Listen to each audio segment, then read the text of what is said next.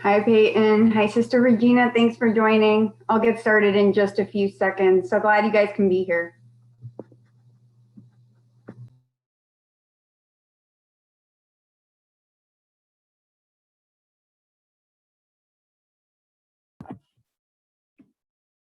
Can you hear me?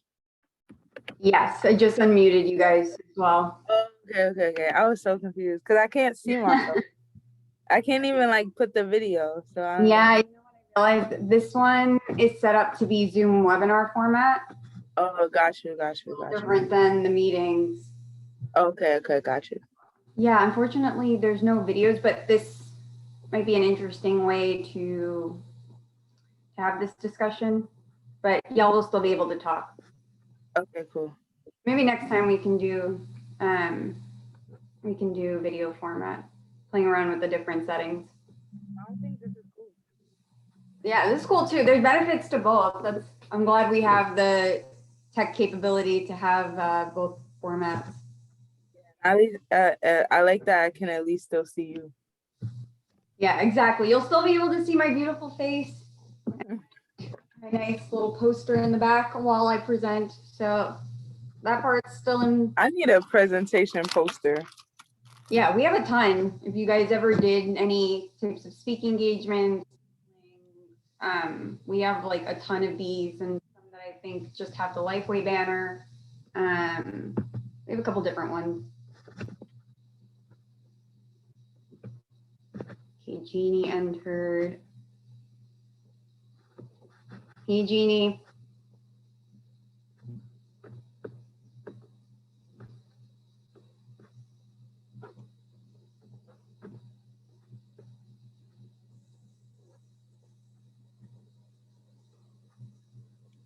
Hey, Jeannie.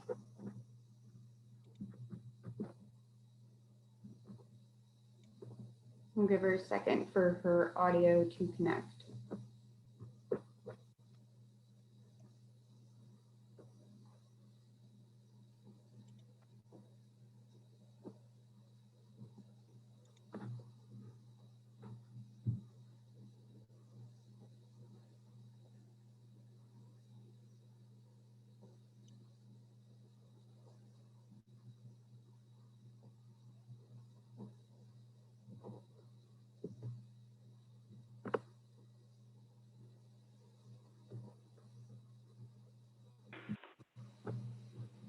Hey, Jeannie.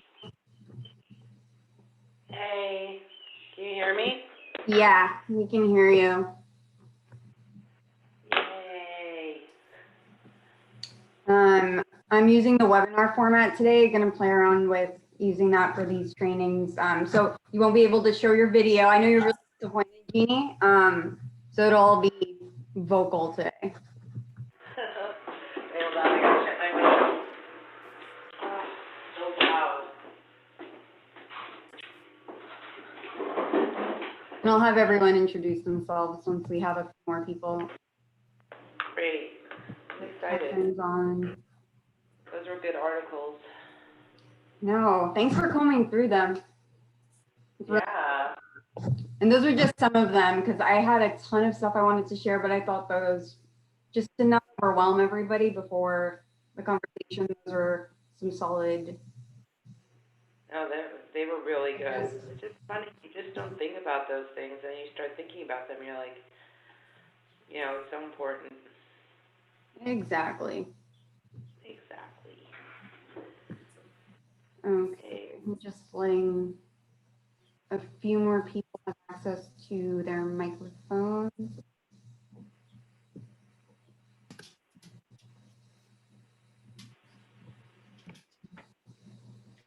Okay, I'm just gonna give it 2 more minutes before I start because we are expecting at least Marissa and maybe a few other program folks. So just give it a Tori, don't think that I'm rude. I have a thing at 3:30. I have a call, so I may have to pop off like about 5 minutes before that. Yep, no problem. Okay.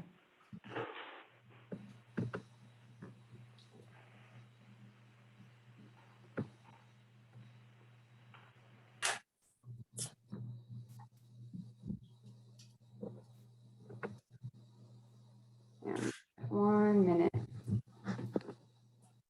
Thanks for those of you who got here on time.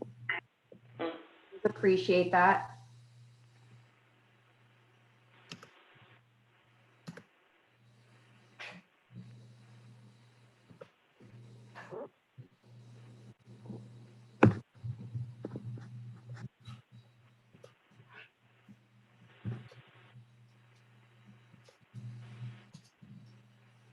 All right, so I'm gonna get started. I think we have a few others joining us, but they can just pop in as they come along. And I'll give you a few moments to introduce yourselves in just a second, since this will be a very interactive training and we'll have a lot of discussion. So it won't be the typical training that I do, which is usually 30 minutes of me talking and a little bit of time for Q&A. Because there's a lot to unpack here and I don't necessarily have all of the answers. So that's why this will be more discussion based.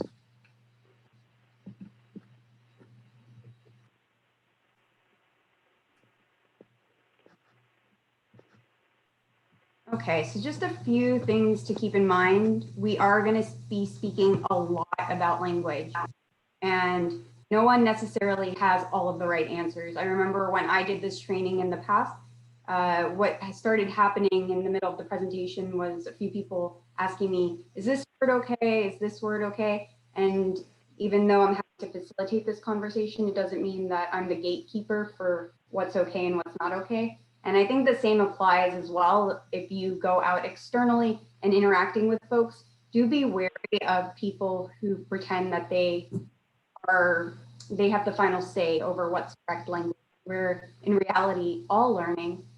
So no one has all of the answers. So it's important to be inquisitive to learn about challenging language. The second is that there is no straightforward list of right words and wrong words. There's certainly words that I might encourage us to stay away from.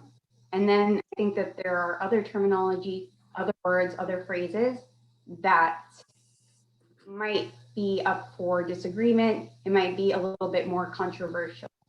So just being a little bit comfortable with stuff that might feel uncomfortable. Not having clear answers is okay. The third is to be open. Language is dynamic. Sometimes we've been using words for decades, and that might not be the best choice of words. And it might be hard to get out of the habit of using a word you've used so many times before, but just try to be adaptive. And the fourth is to be open to one another, but at the same time, we don't have to police one another, even after this training. So if you do hear something that you think might sound offensive or not the best choice, you can still be mindful about how you communicate that to someone else. So we will get into that a little bit later, asking each other how we would like that to be communicated to us.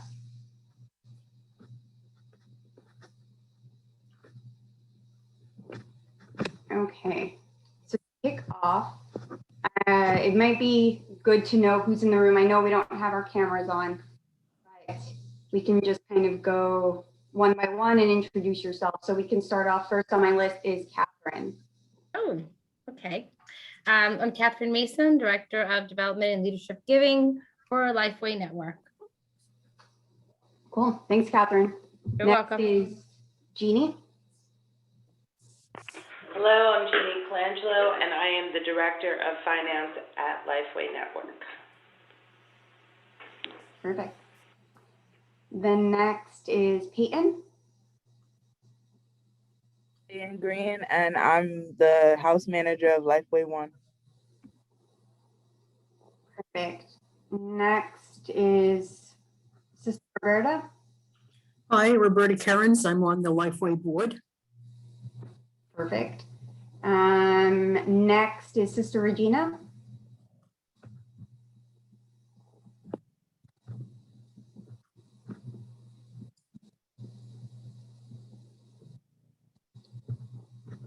Okay, maybe her mic might not be on.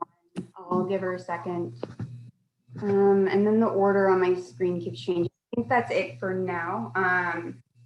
Marissa just texted me that she's on an urgent call, so she'll hop on when she gets here.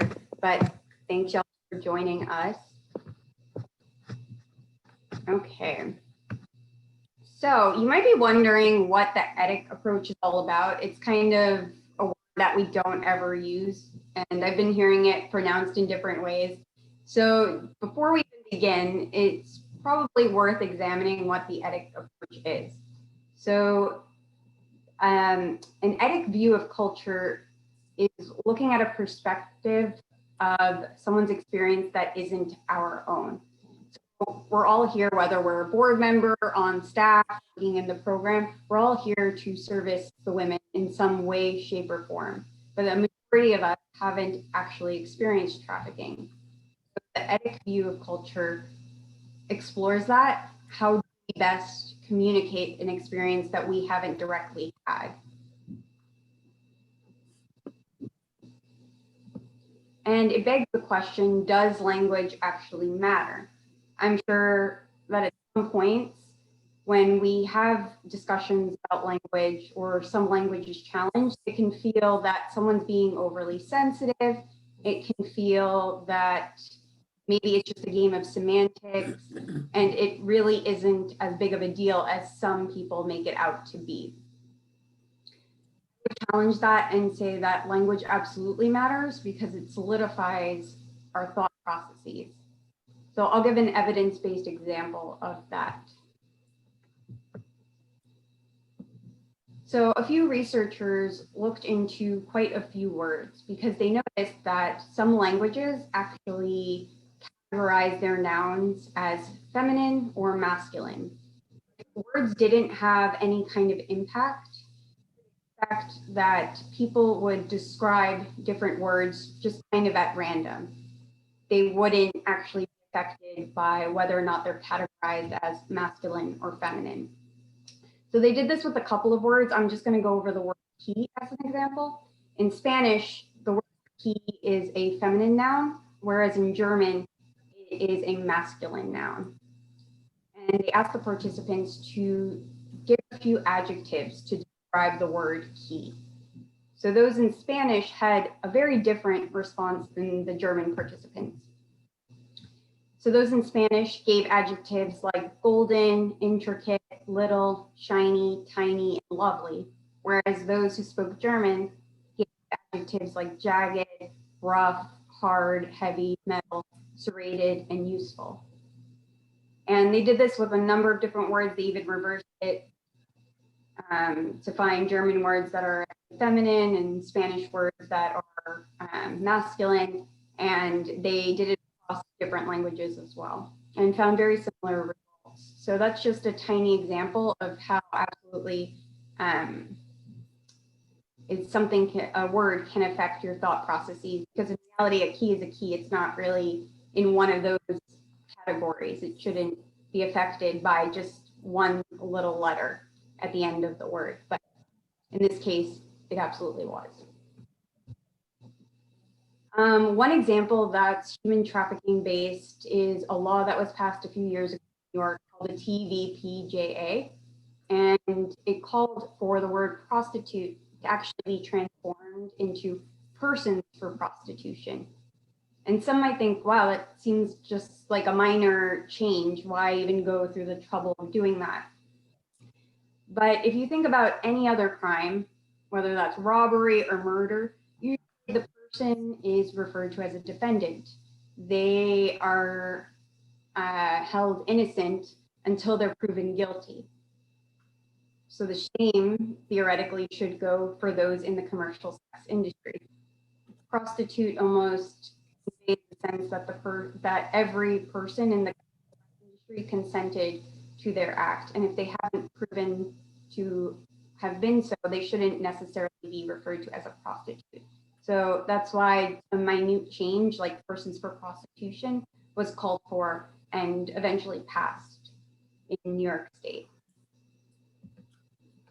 Okay, so we're going to start with our first discussion. The first discussion is general words, not just words in the human trafficking field that are used time and time again. So on the left, you'll see a few words, and we'll take them one by one.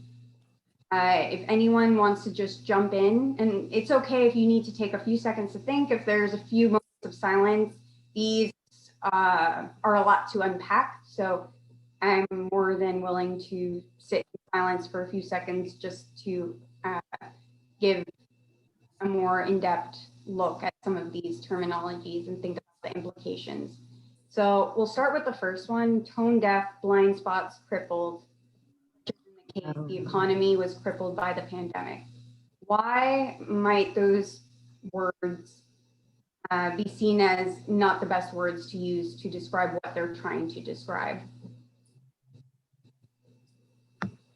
And we can just like unmute ourselves and give our thoughts. And remember, no right answers. So please feel like this is a comfortable space.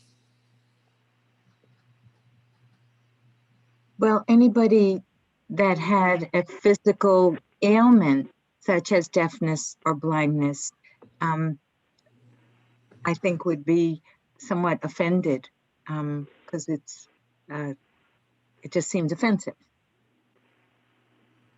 Absolutely. So that's kind of what I had as well, that we're attributing negative experiences to the experiences of those with a disability, which shouldn't be conflated. One example that was given by an article that I was reading used the word paralyzed. That person themselves does have paralysis, and they that when they're frozen or shocked, it's not at all the same thing to being paralyzed. And these were some of the other terminology that came up as being offensive and shouldn't be conflated because they don't necessarily see a condition that they have as being negative, such as what these terms are trying to convey. We can go to the next one, rule of thumb. This is a little bit of a tricky one because it requires to randomly know where the origin of this phrase comes from.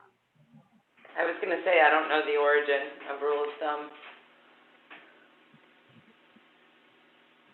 Yeah, this is a tough one. I actually didn't know this until a couple of years ago. So, and it said, this is what's said, it's not confirmed.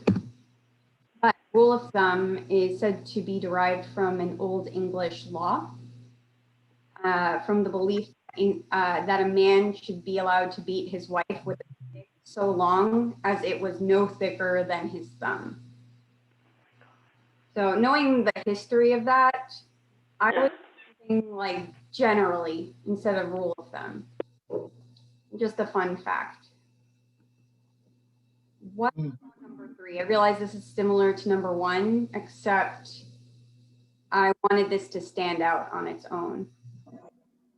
What might be, and I've heard this term be used, that's why I'm bringing it up. Oh, saying challenged instead of retarded, right? Or evil, or Language. instead of, oh, Yeah, go ahead, Catherine. oh, no, I was gonna say, I thought the rule that you say now, you say challenged, instead of saying retarded. I don't think you're supposed to, I think that was taken out. You're not supposed to use that word anymore. You say somebody has challenges. Or maybe I could be wrong. I'm not in the. Yeah, any other thoughts on that?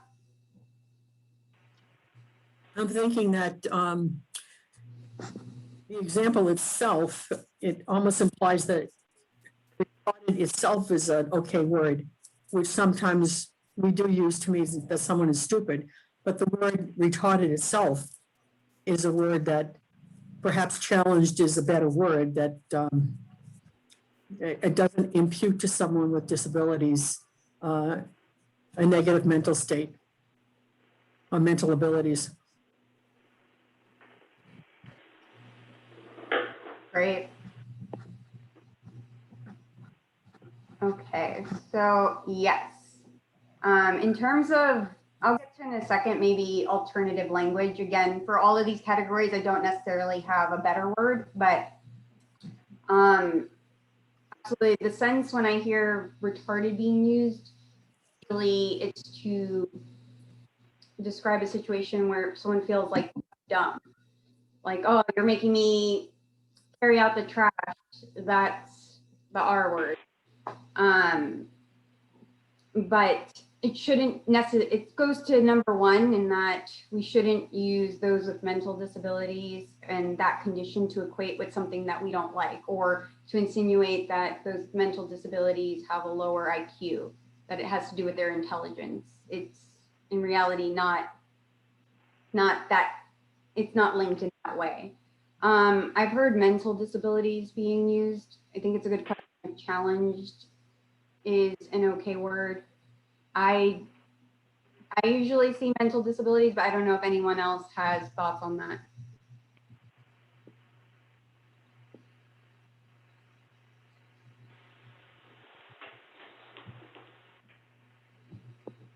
Okay. The fourth is third world. What might be the negative implications of using the term third world?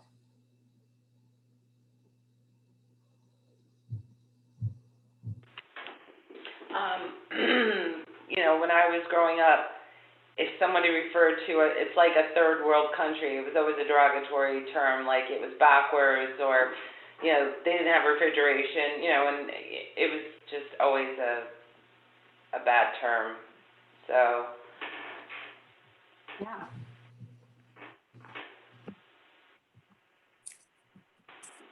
Okay, so what I more or less put that it perpetuates colonial divisions and hierarchies of power. And this is one where I have not seen unanimous thoughts onto what alternatives can be. So I do see developing countries being used. I think the issue with developing countries is that it's to whose standards are you saying that one country isn't developed? And also goes to that colonial divisions of power. Same thing with global north and global south. Some people use that terminology, but it still creates a division. One interesting term that I came across that I don't hear as much, but it's an alternative way to try to explain what people are trying to get at, is majority world. And by that, they mean that there's only really a handful of countries that are in the same bucket as the United States, China, Russia, and those are not a majority of the countries. So the phrase majority world and minority world is used to try to explain that. It's interesting. And then the last one is illegal. What might be the negative ramifications of using illegal immigrant as a term? Trying to say that someone is illegal because they're not from here. It's just, for me, it's the word illegal that I always have the issue with.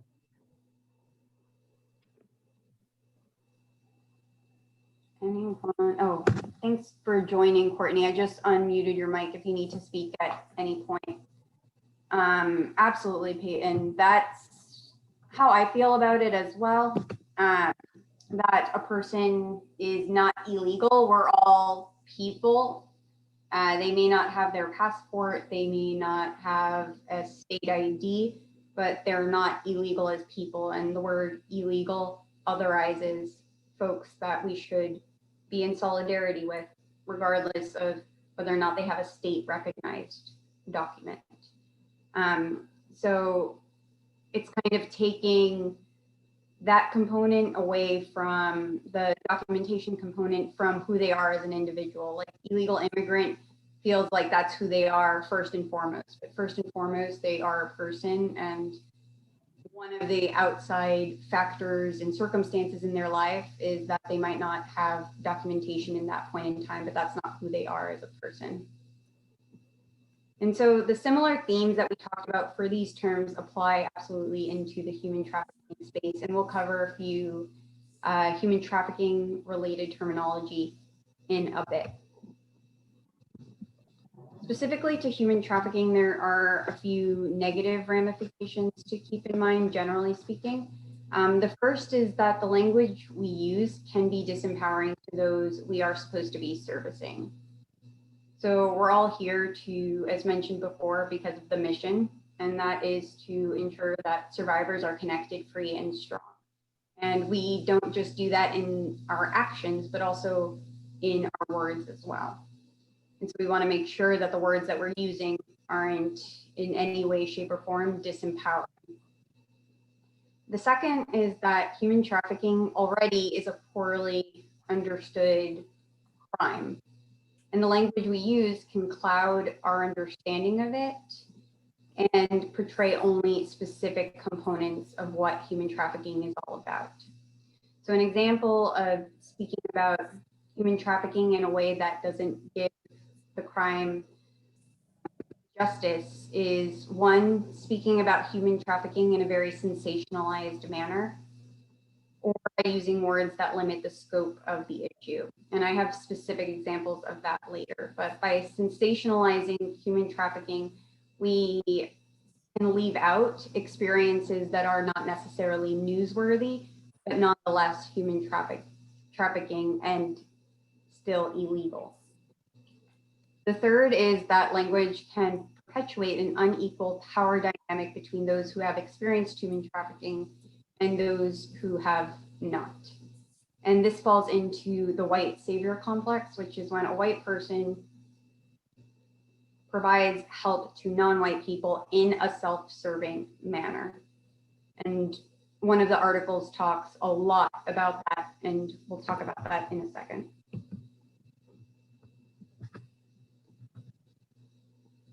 And she made two excellent points. This is Dr. Karen Countryman Rossworm. She has this brilliant article, and there was two in particular that I wanted to highlight in this discussion. Problems in communication about the subject of human trafficking. And the first is that she also notes that human trafficking can be communicated as a titillating topic for entertainment, when in reality, yes, we should use stories and communications to learn, but it shouldn't just be for the purposes of entertaining folks or just to get a headline out there. In the case of like the media, we should be sensitive around those experiences. And human trafficking already is a very grave and really negative experience, so we don't have to go over the top to try to further make it seem that it's this really terrible thing. It truly is, even if it isn't newsworthy or portrayed in a way that's interesting, because some of the tactics that are used aren't violence. They are just coercion, which is psychological manipulation. It's threats, and that might not necessarily be interesting to read about, but it's still illegal. I hope that makes sense. And then the second point that she made is the weight on survivors to constantly provide stories and to retell their trauma, but not being utilized, on the other hand, to support by providing their insight and their expertise.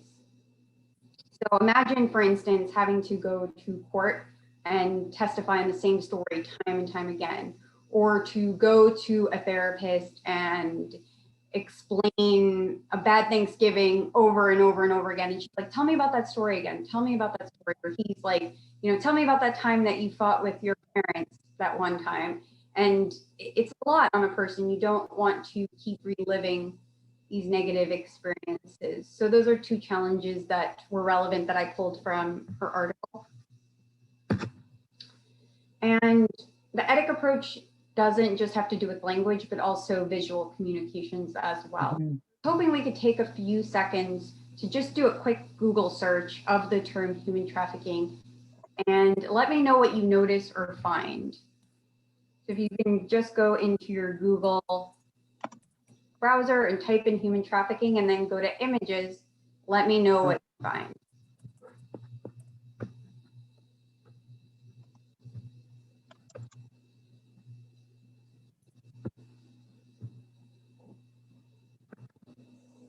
And on the next slide, I put some of what I found.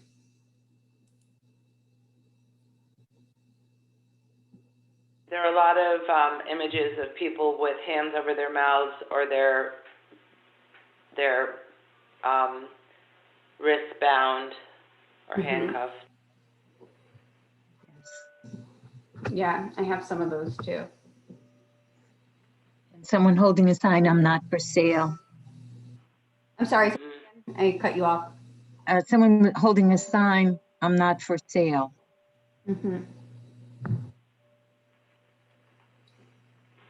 What else are people seeing? There's a girl with a hand over her mouth, a little girl. And what are your perceptions upon seeing some of these images that you described? You know, it's funny, it's a lot of young women and children, not a lot of older people, and we know that many of our residents over the years have been older. Yes. Yes, the portrayal of what a victim looks like. Yes, exactly. Seems to be a category that's coming up time and time again in these photos. A lot of them are white.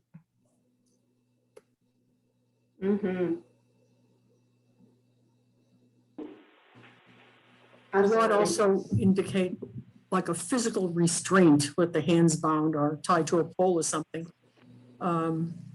which may not be the only way people are restrained. Yes. A lot of handcuffs, ropes, physical confinement. Absolutely. Let me look at what I had in my notes. Yep. I also heard that, and it's funny because I've done this exercise over the years. I remember what first grabbed me was how dark the images were. I just noticed they all kind of seemed like black and white. So that was an interesting observation that I had at the time. Also the physical confinements, the barcodes, people that seem to be locked in a room. And now now that I do this a couple of years later, that's some of what you guys said is now what stands out to me is who the victims look like and who the perpetrators look like as well. So by and large, I don't know if you can see some of the hands, they do appear to be either Black men or at least older men. And the victims definitely tend to seem younger, portrayal of like an innocent victim. So that's very interesting as well. And yeah, especially as an educator, but yeah, what stands out to me is just how it portrays a very, very small marginalized percentage of what human trafficking is. Most people by no means are just confined or physically restrained, as Sister Roberta had mentioned. It's of course incorporates all kinds of tactics, some of which would be really difficult to portray in a picture. But we have to think about these things, how people get their education. So if someone is wondering, hey, I've heard the term human trafficking before, let me just Google it. And these are some of the images that pop up and images that are coming from popular sites that come up as well. This is what they might walk away feeling and thinking.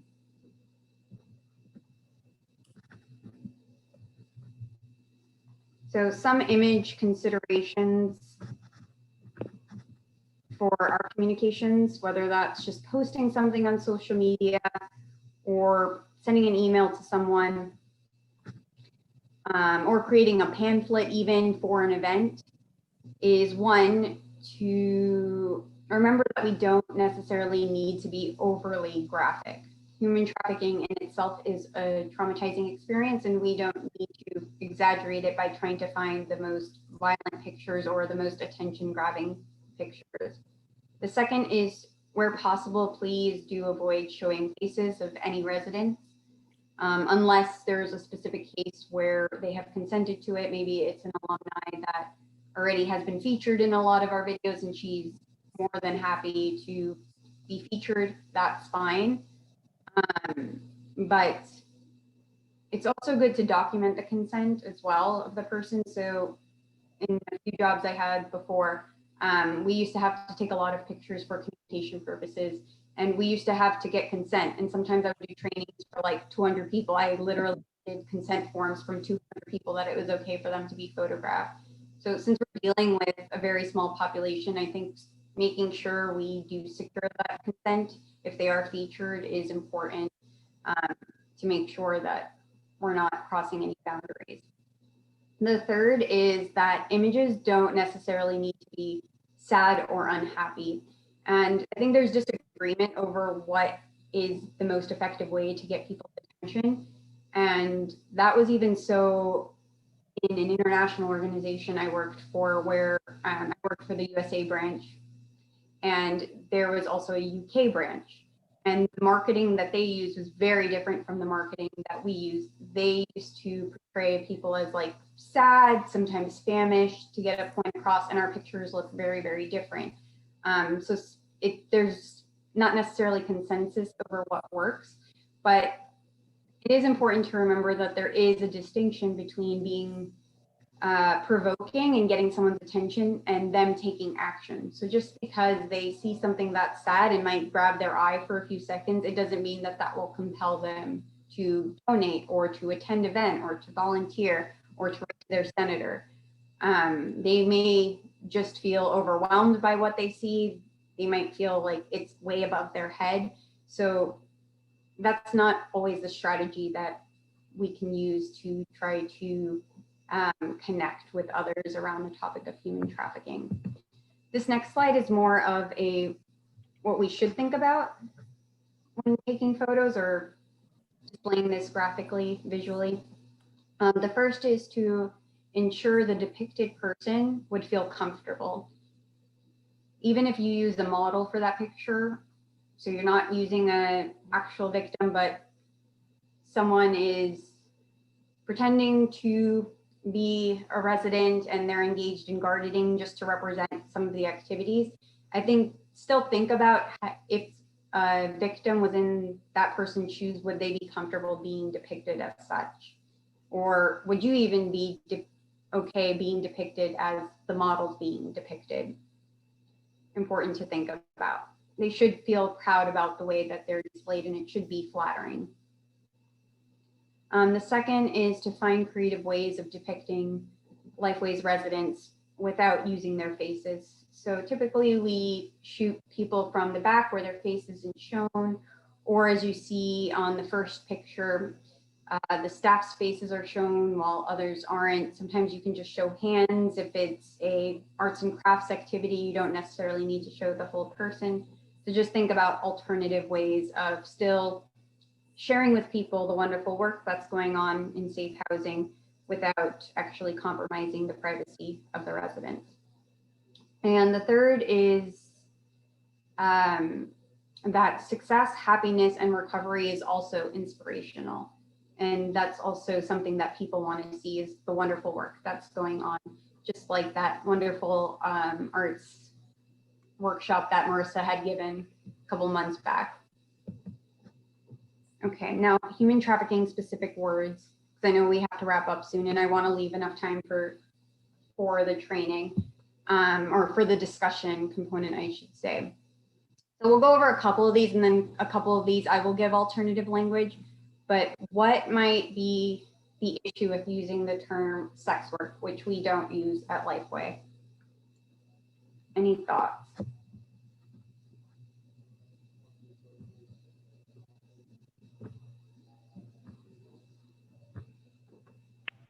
Well, It sounds sometimes, like, oh, go ahead. no, go ahead, Jeannie. To me, using the word sex work sounds like the person who, the person is accepting of it and happy to do it.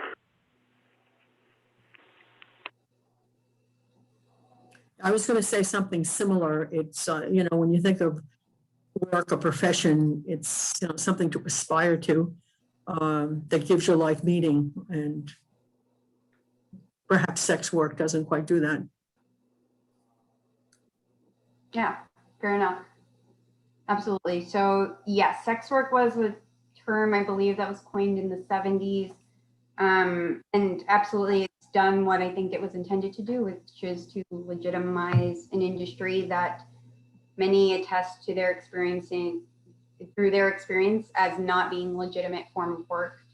For them, it was exploitation. So to call it work brushes over that, because work should be something that you consent to. And for them, it was exploitation. And if an industry is heavily supplied through the exploitation of the most marginalized individuals, and that's who's running this industry, then calling it work is erasing all of the negative implications that many have gone through. So I tend to use commercial sex industry. Again, some people will call it the sex trade. I don't think anyone has landed on the proper term for that. But I would say to try to stay away from using sex work. It's not a word that you would see used on any kind of lifeway external communication or internally.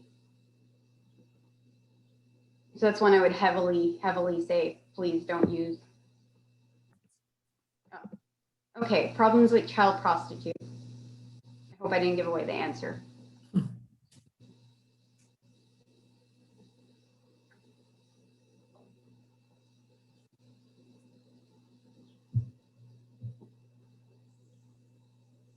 Okay. So the problem with child prostitute is that there's no such thing. There's no such thing as a child prostitute. Certainly there's children who are exploited in the sex industry, but there's no child that can legally or actually consent to being subjected to the commercial sex industry. So we shouldn't pretend that there is such a thing as child prostitute. It leaves room to ask whether the child deserved it, the child consented to it, and people go down that rabbit hole when they don't realize the significant power dynamic between a child and other adults that are involved in the commercial sex industry. So please don't say child prostitute. Okay, child soldier. What might be the problem with this one? I'm not sure I've ever heard that term before. Child soldier? No. Like Coney 2012? I don't think so. When was it used? Can you give me the context of it? Yeah, so for instance, there was a movement in 2012 called Coney 2012, and it was to catch a militia leader named Coney who was developing an army and utilizing children to serve in his army. And that's, I think, when a lot of awareness came to be in the public around the use of children in armed conflict. So it's a word that used, but it's like throughout the world, a lot of different governments and militia groups utilize children to carry out that kind of work. And people will say, we'll use the term child soldier when talking about that experience. And they're forced into it. I mean, it's not like they signed up or volunteered. They're generally forced into it, aren't they? Mm-hmm. And they're like killing their families and then basically kidnapping them and making them be soldiers. Yeah. Horrible. Absolutely. And this would fall under state imposed trafficking. So it's absolutely an exploitative experience. I also use this example because it gets to a point that I tried to highlight earlier about how language can be narrowing, and it can kind of limit our understanding of a wider context that's going on. So I would say use the word children in armed conflict because yes, children are used as combatants. They do have to use arms, but also there are children who serve in many different roles around militia groups, whether that's fetching water. Many times they're forced into the commercial sex industry to support the other combatants. Sometimes they serve as cooks.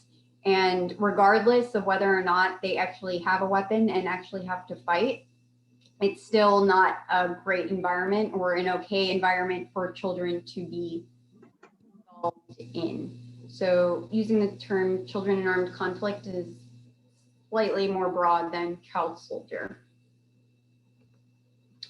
I put pimp in kind of air quotes because what I mean by that is not just the word itself, but kind of the connotation around the word pimp. So on the top is a popular show that I used to watch that I quote when I'm doing my Human Trafficking 101, because it was probably one of the first times I heard the word pimp. And when I was younger, like 8 years old, 9 years old, and I loved the show. I loved seeing the fancy cars. And I never really thought about what pimp meant. I always associated it with kind of the images that you see on the side. I just associated with the stylish and glamorous lifestyle. But I never thought, oh, how does one acquire all that luxury goods? How does one live that kind of life? And I always kind of thought of pimp as being more of a positive term. So what might be the problem with using it in a positive way, like pimp my ride, or using pimp in a song in a glamorous way? And so I agree that Pimp My Ride and like PIMP by 50 Cent, those were the first times I was ever exposed to the word pimp. And like, so I thought the same thing, that it was this glamorous lifestyle. And then when I started seeing, like, getting older and watching documentaries or like watching movies where they had like pimps in it, and it's like, oh, these are not good people. Like, they have all this money because they're exploiting women. Exactly. So, yep, I would just call, it depends on the context that the pimp is serving. I would say that they're a criminal and a trafficker. And I mean, it depends on, some traffickers aren't pimps, they're brothel owners. They can serve in different roles, but I wouldn't use the term pimp just because it is connected with popular culture, just as Peyton alluded to. And it's really masking exploitation. I'll skip over rescue because we're going to talk about it in a second. And here are two other ones. I wouldn't expect anyone to necessarily know this because this is not widely talked about, but for child pornography, a lot of people in the field have switched to using the term child sexual abuse material. And then for sex tourism, this is an interesting one, but using the term extraterritorial sexual exploitation of children, just to highlight the fact that it's not necessarily a person traveling from one point to the other just for like a few days, but there can also be expatriates and long-term volunteers who aren't from the country that they're servicing, who can be engaged in that type of exploitation of the community that they're not supposed to be servicing. So just some interesting things to note. So to conclude, I don't know who read the readings. They were mainly meant to just support in this conversation, but even if you didn't read them, feel free to comment on the discussion questions. So any thoughts upon reading these articles? I think the first question that I wanted to ask is that Becky Owens Bullard's blog, Take Off the Cape, she explains feeling shocked when learning how common the word rescue is. And why might that be a harmful narrative, according to her, and just from your understanding of the word rescue?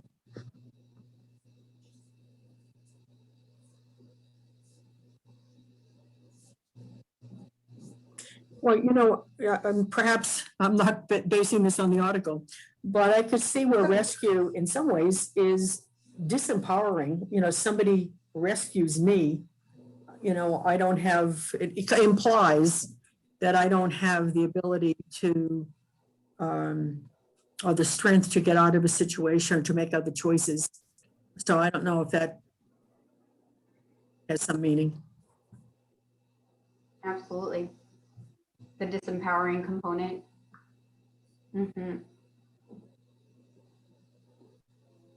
Yeah, I guess something I would say to that is absolutely, that's one thing that would bother me about the term rescue is that first and foremost, it's taking away the agency from the survivor who is going to be doing all of the heavy lifting. It's for them to take the next steps, even if other people are supporting. They are not the ones that actually have to live through the complicated process of recovering. And it kind of reminds me of also a stance that we took when we were in UNICEF, and a lot of other organizations share that.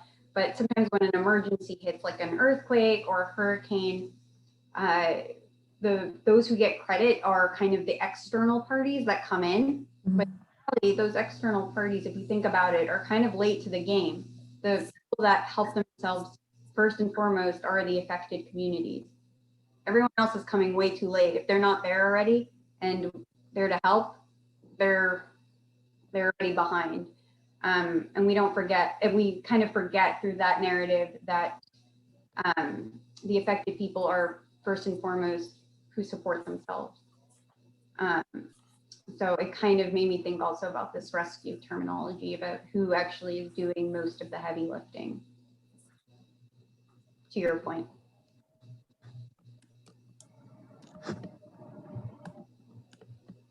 Any other thoughts about the word rescue?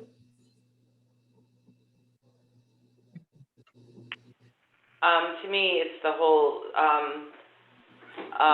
savior syndrome as well. Like if you're rescuing someone, the articles are really good. I definitely recommend them. They're really interesting and insightful. But when they talk about people wanting to be saviors, you just see so much of that, and it disempowers the person who does have to do the heavy lifting to come out of it. Yes, absolutely.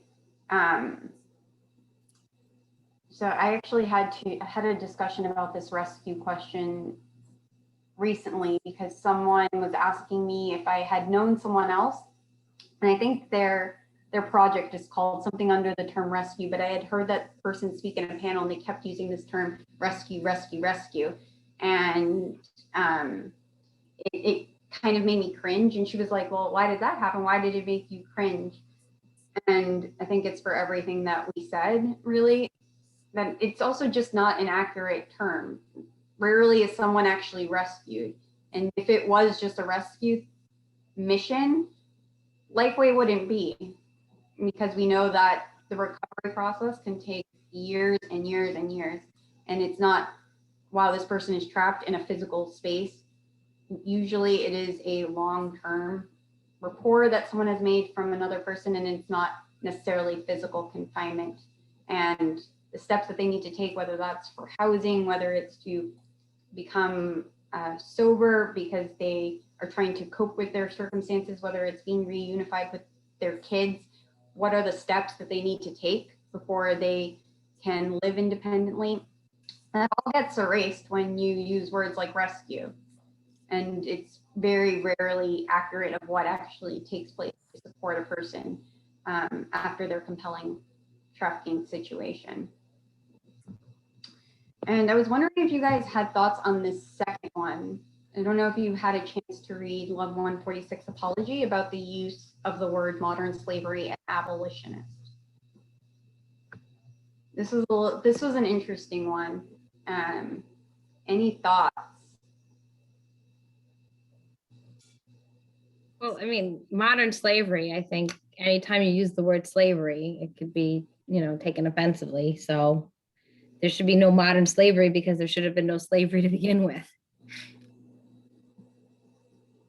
So I can understand that one. I'm not sure why abolitionist would be on there, because that's kind of a positive word.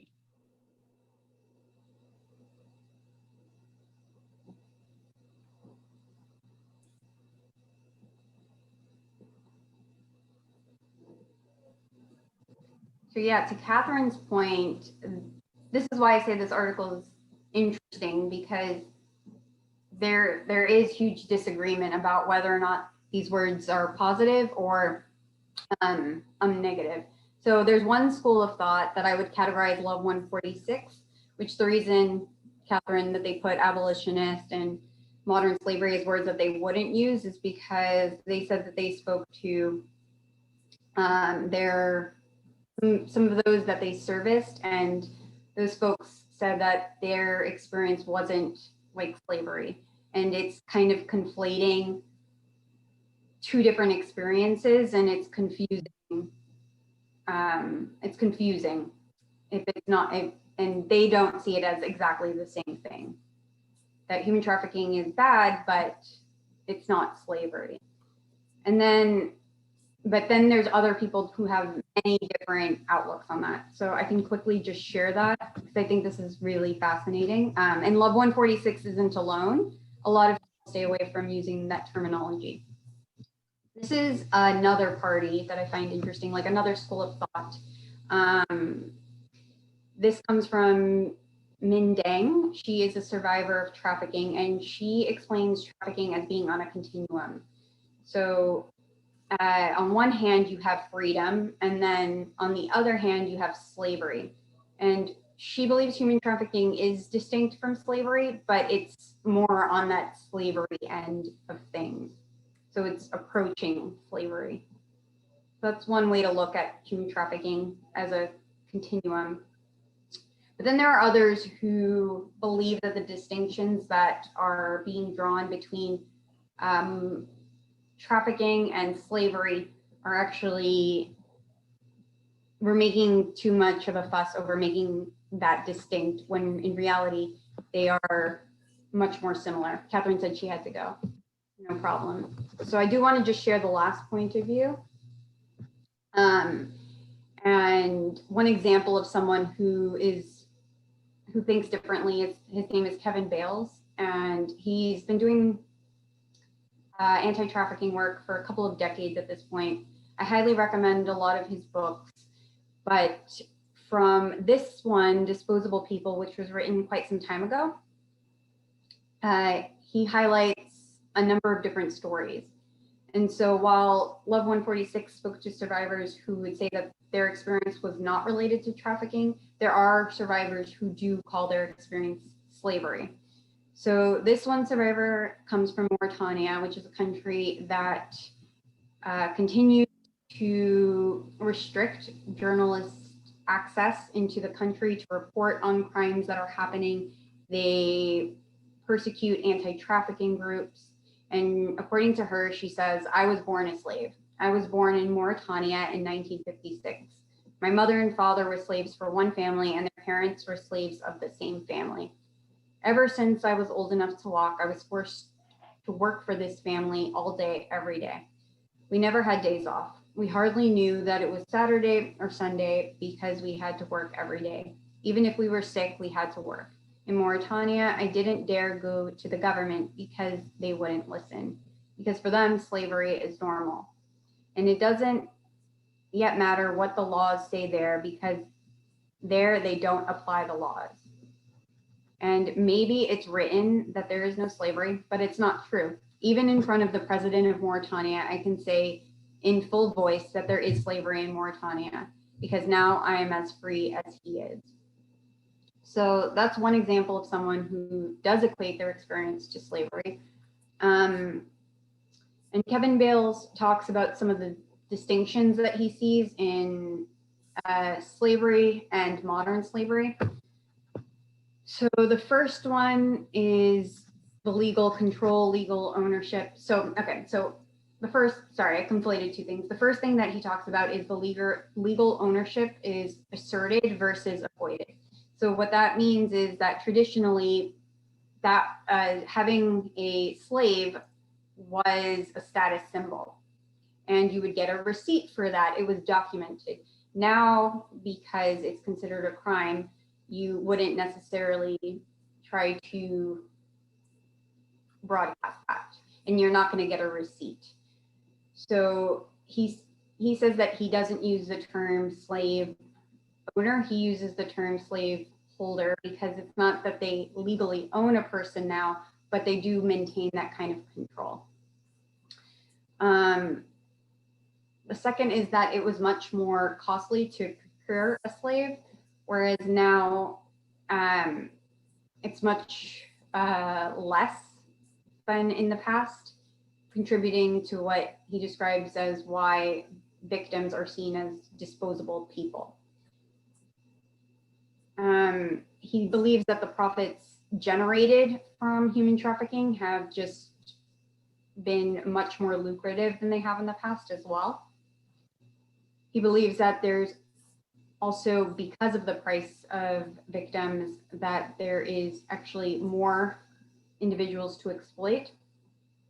And then formerly, he believes that that one maintained a long-term relationship with those that they had enslaved. So you might have someone from a young age and you might still be in contact with them much later on, whereas now people are much more disposable. So you might just keep someone while they're able to work their field for a couple of years, and if you can get someone that's less drained out, less tired, you'll replace that person in a second. That's his point. And then to his last point, slaves are maintained before. Again, you would want to maintain those who you had bought. And then now slaves are seen as disposable. And since he wrote this book, again, it came out a long time ago, he believes that he overemphasized the differences between what he referred to as slavery and modern slavery. So that's the only thing that he seems to have changed his mind on, but he does make a lot of interesting points about why he uses some of that terminology. So a lot of different thoughts on that subject, on whether or not modern slavery, abolitionists, those types of words should be used in the trafficking space. And then I guess the last question that I had for all of you is that we covered a lot, and there in no way, shape, or form did I cover every kind of term ever. So let's say that you're using a word, which is very possible, that someone else doesn't agree with, because now they've participated in this Etic approach or they watched the recording of it. How would you like that to be communicated to you?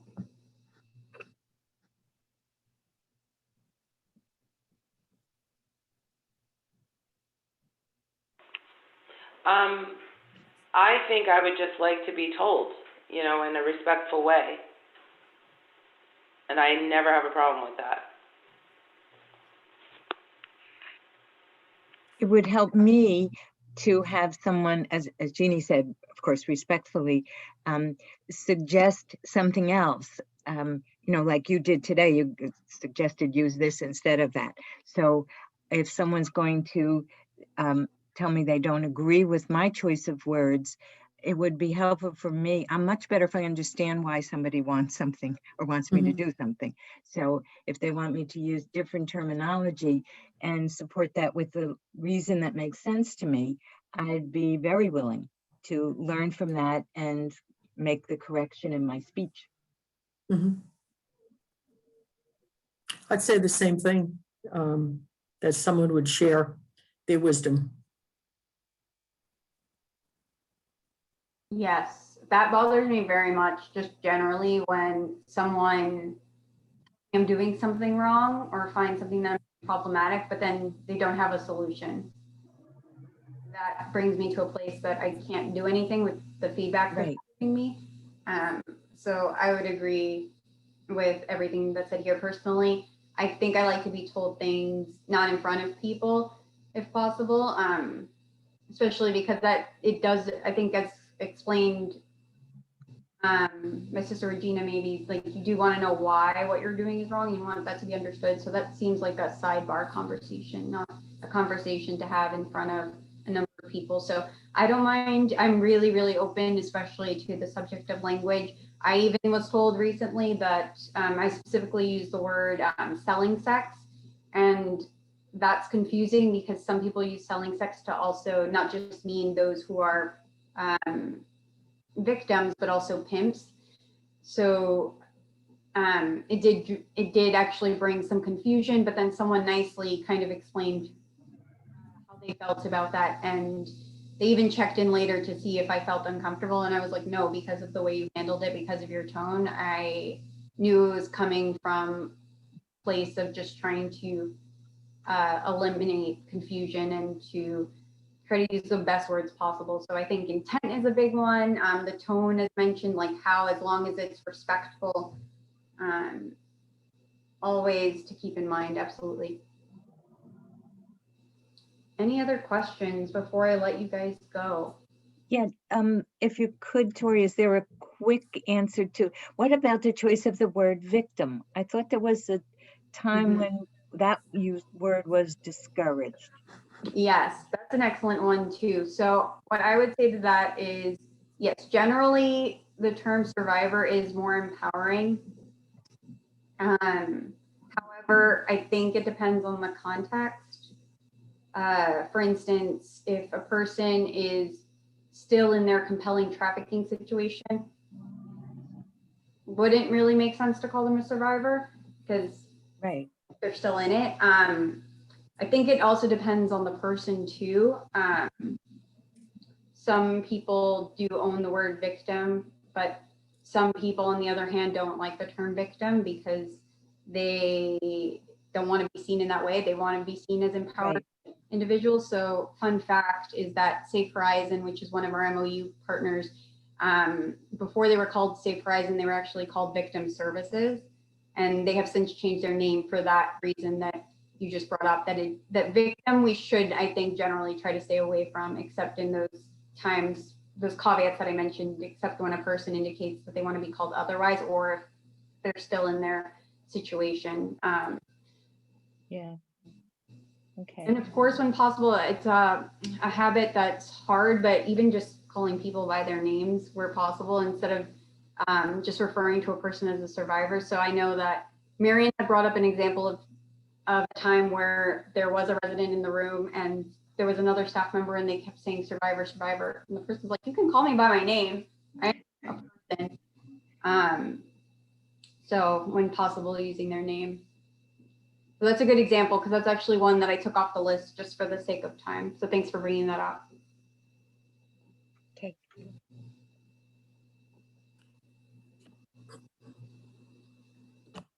Any other questions before I let you guys go?